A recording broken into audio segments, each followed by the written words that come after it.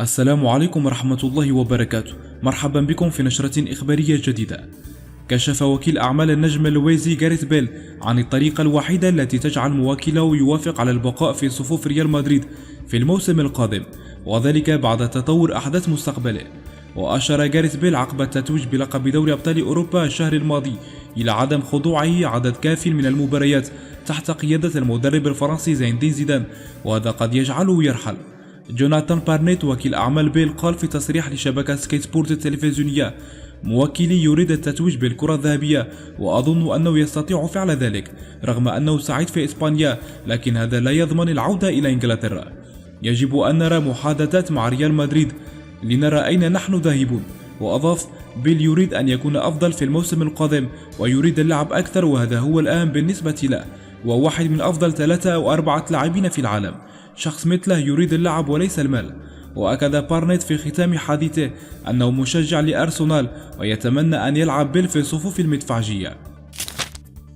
وفي خبر آخر، لا تشارك هولندا في منافسات كأس العالم 2018 بعدما لم ينجح الفريق في التأهل عبر التصفيات الأوروبية هذه المرة، لكن الهداف روبين فان بيرسي كشف عن المنتخب الذي يشجعه في البطولة.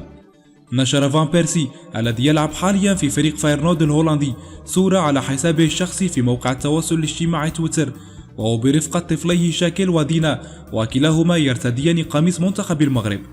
ومن المعروف أن فان بيرسي متزوج من مغربية، وهذا سبب مساندته لأسود الأطلس في كأس العالم. وساند مهاجم أرسنال ومانشستر يونايتد الإنجليزي السابق الفريق المغربي في مباراته أمام البرتغال ضمن منافسات ثاني جولات المجموعة الثانية في كأس العالم.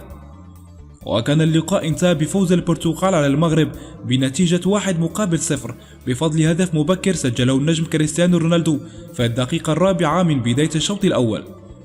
ورغم الضغط والسيطرة شبه الكاملة للمغرب على المباراة حتى نهايتها، لكن الفريق لم ينجح في ترجمة أي من الهجمات لأهداف في شباك المنتخب البرتغالي الذي رفع رصيده إلى 4 نقاط مع ختام منافسات الجولة الثانية، حيث تعادل في الأولى أمام إسبانيا بنتيجة 3-3، والصدارة لصالح إسبانيا برصيد 4 نقاط بالتساوي مع البرتغال الثاني، ثم إيران ثالثا ب3 نقاط، وأخيرا المغرب بدون أي نقطة.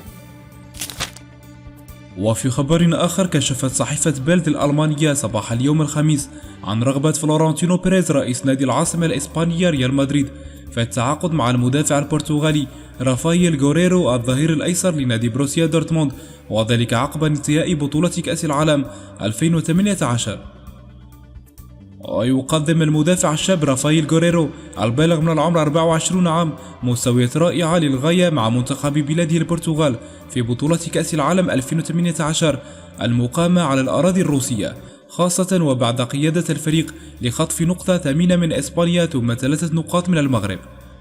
وفقا للصحيفة الشهيرة، فإن البرتغالي رافائيل غوريرو مدافع نادي بروسيا دورتموند الألماني تحت أنظار نادي ريال مدريد الإسباني، ويستعد لضمه مقابل 30 مليون يورو من أجل أن يحل بديلا للبرازيلي مارسيلو دا سيلفا.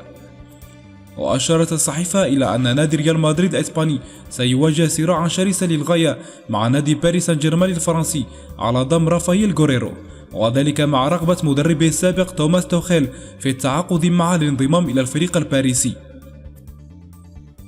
وصلنا لفقرة الأسئلة.